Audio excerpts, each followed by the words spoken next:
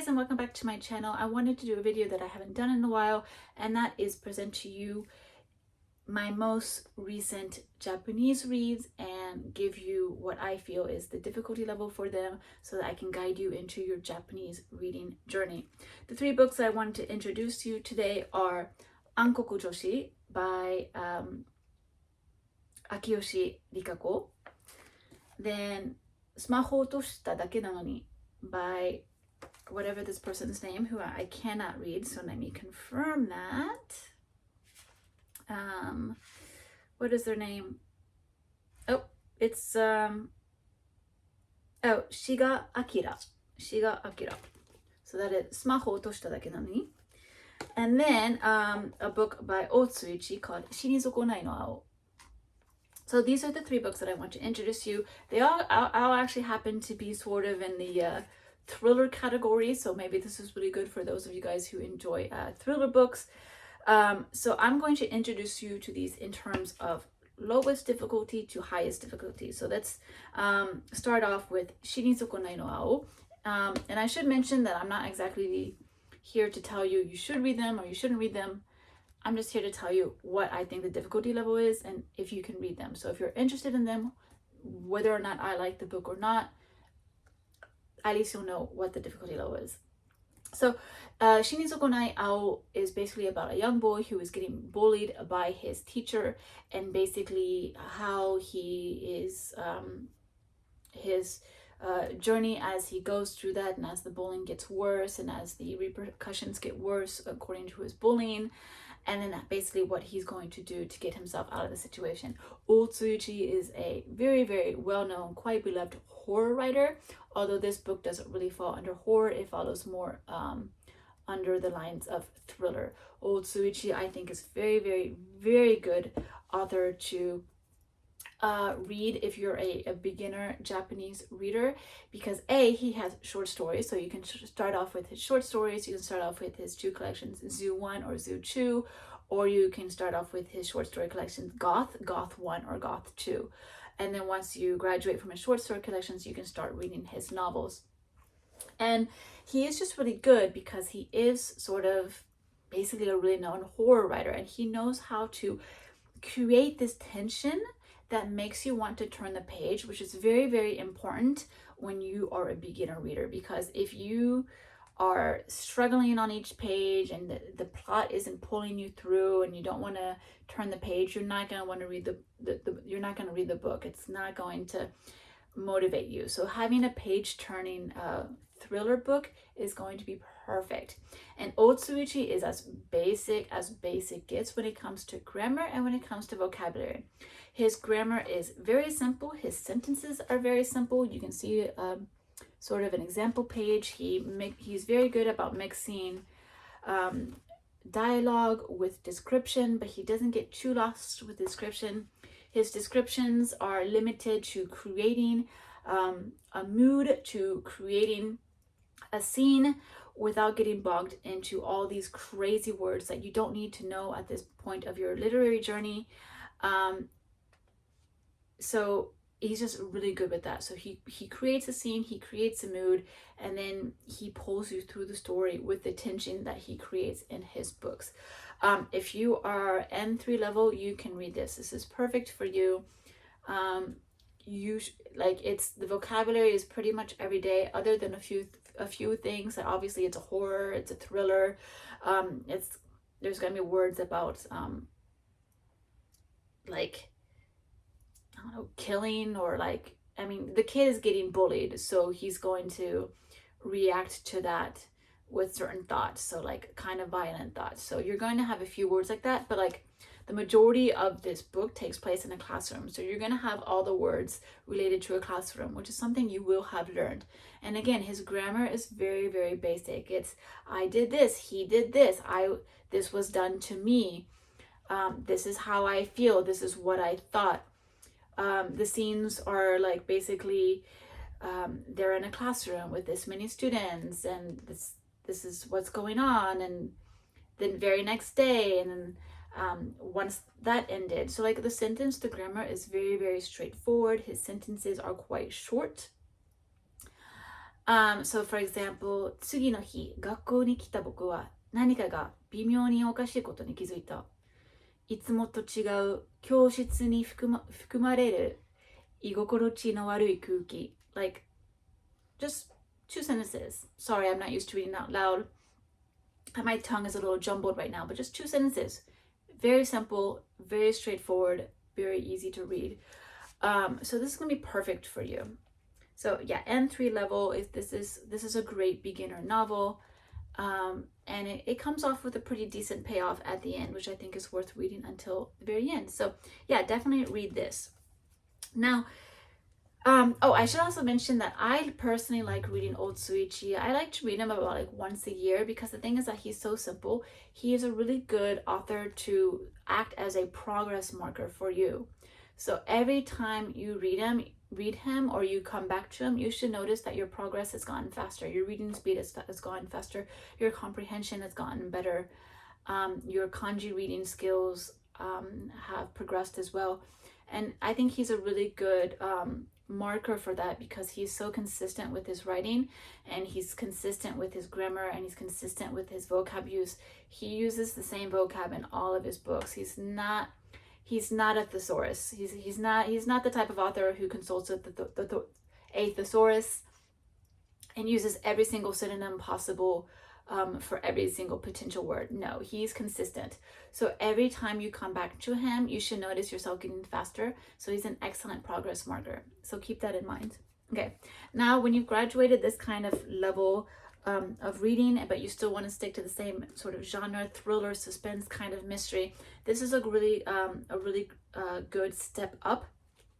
So, スマホを落としただけなのに. This book is a mystery thriller. The title is All I Did Was Drop My Cell Phone. Basically, what happens is that on the occasion that this character loses his smartphone, his girlfriend calls the person who picked up the cell phone, and what is just should have been a simple exchange. Thank you for picking up the cell phone. Thank you for returning it to me. You're welcome. I'm glad I was able to help. Hope you have a nice day. End of story. It turns out that the person who picked up the cell phone is actually a serial killer who has now gained an obsession with the girlfriend of the person who who had his cell phone lost, basically. Now, this is a great step up because, again, it has the same tension as the previous book because of the mystery, because of the thriller. You want to turn the page to see what's happening because you're going through 3 point of views. You're going through the point of view of the serial killer, the point of view of the detectives that are on the case, and the point of view of the main female character who's the one who is now being stalked. And the way she's being stalked is via Facebook. So the serial killer is using Facebook and he's using social media to be able to basically figure out their passwords so that he can assume fake identities and get closer to them and be able to sort of manipulate the couple so they break up and so that he can get the girl for himself so that then he can eventually kill her after he's gone through all of, the good stuff according to him. So you're going to turn the page because as soon as you see the serial killer basically setting up his next trap, and then it goes to the girl, and you see whether or not you're curious to see whether she's going to fall into that trap. So it makes you turn the page like, no, don't do that, don't click on that link, etc., etc. And then you go to the detective's point of view and you're like, okay, are they getting any closer to catching him? So it's really thrilling and it's really good to make you progress through the plot. Also, there is a lot of dialogue, so the pages are quite white. There's a lot of empty space, so you'll make progress very quickly and you'll be very satisfied with your progress. It'll make you feel really good and it'll make you want to turn the page. Also, the topic is very straightforward. It's very easy. It's something that you will have experienced yourself in your native language. So if you grew up with Facebook or just any social network service, any sort of like social media, you'll be familiar with how everything works. You'll be familiar with the idea of creating a profile, of having friend requests, of direct messaging, of creating posts. You'll be familiar with all that terminology already in your own native language. And also Japanese often uses that kind of words and just turns it into katakana. So they're loan words in Japanese. So the vocabulary is vocabulary that you will be very much familiar with. You'll know, you don't need to look up the word for login or password because you already know those words in English. You don't need to look them up in a dictionary. So the vocabulary is going to be something you're very, very familiar with. And even when it gets into, you'll need to learn a few words like sagi. Sagi is fraud. So you need to learn a few of those words. But once you learn those words, they show up so many times in the book that by the end of the book, you're going to be solid on that vocabulary because you've already had it repeated it to you many, many times. So because of the topic of the book, you're basically having, if you're into Anki, if you're into flashcards and all that stuff, you basically have flashcards in book form because all those vocabulary words are going to be repeated over and over again as the book progresses, because the whole book revolves around social media and internet fraud and false identities and things like that. And so those are all things that you should be familiar with in your own language, especially if you speak English. So you should be able to read these in Japanese. Also, yeah, the grammar is very straightforward. His sentences, the author's sentences are not very long. They're very straightforward. He doesn't go overboard with his descriptions. He even has a few funny passages, like there's one where the detectives are in the forest and they have to deal with leeches on their body. And I didn't know the word for leech. I mean, I know the word for leech, but I've only heard it a few times, so it wasn't like off the top of my head. But now I know the word for leech, and you just look it up once, and it just creates a scene for you and repeats it, and now you know it. So there aren't too many scenes where you really shouldn't be so unfamiliar with the vocabulary that you struggle. And again, grammar-wise, it's so simple. And even if you were to get a little lost in the grammar, because of the topic, you should still be able to follow the plot. For example, if you don't quite understand how his sentence structure is working, but you know he's talking about Facebook and, you know, getting a friend request and login and passwords, you're like, okay, this is sort of logically, this is what he is talking about, even if you can't get the grammar. But you shouldn't struggle too much. This, if you're an N2, this should be easy for you. If you've passed N2, this will be easy for you. If you passed N3 and you're going into N2 level, this is a good book to start getting a feel for what a pure N2, like a pure N2 feels like. There is not really anything that's N1 in this book, other than a few vocab words, but you're always going to have vocab words that are in any level. But this is solid N2, and so this should be a breeze for any N2 reader. So that is Smaho wo otoshita dake na no ni. So, and I really enjoyed that one. That was really, really fun. This is a book I didn't really enjoy, but you know, it's all about subjective preference. But Ankoku Joshi. So this is going to be a level up in terms of reading. This is by秋吉理香子. I've read another book by hers that I prefer. It's called Seibo. I do recommend that one. But again, it's not what this video is about.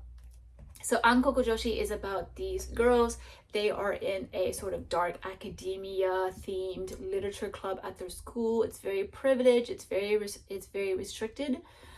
And so it's very much like, it's like Mean Girls, basically, almost. So these girls are in a literature club, and one day they are having a meeting, and basically the point of the meeting is that they're all gonna read out their short stories in the dark, and their short stories are about why you think and who do you think killed the club president.